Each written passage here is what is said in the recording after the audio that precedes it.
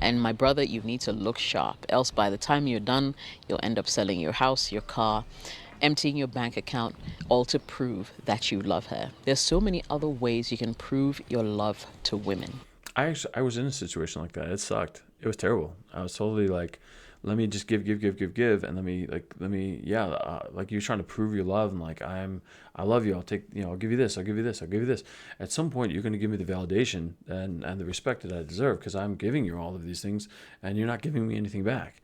And then you realize, oh crap, like if I stop, like they're only with me because I'm giving them these things. As soon as I shut off the faucet and I say no to them, I'm not good. I'm not useful to them anymore, and I'm welcome to leave. Number five is they make dramatic statements. Now, these statements simply come across as excessive, over dramatized, almost ridiculous sounding. For example, a manipulative person will often use dramatic statements like, "You of all people should know this. You're the only person I ever loved." In some really terrible instances, they can ingest, and I mean swallow, and regurgitate your own words back to you that you do not recognize them.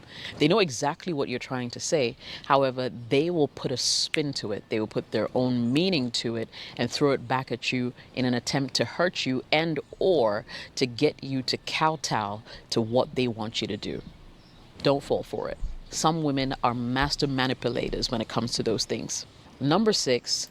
Actually, like that resonated with me again, so I give it to Jessica. Oh, so I had a relationship where this woman, like, it got to the point where I realized, like, this woman, it didn't. When you're having a discussion on something, she was arguing for something in our relationship.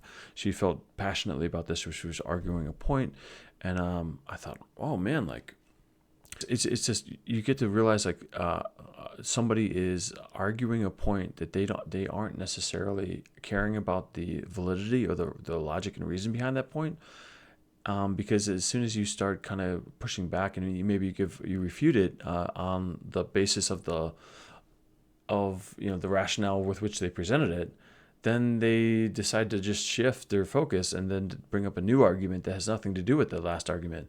So the whole nature of the argument that they presented to begin with is now moot, and then they're shifting it. So ultimately you realize, oh, this person isn't like arguing this point and believing in the point that they just made.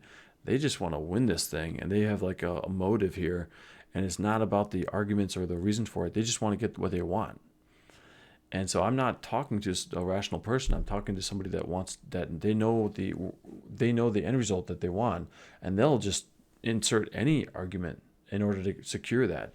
And that I find that very unsettling. I think that that is a very manipulative tactic, and people should watch out for that.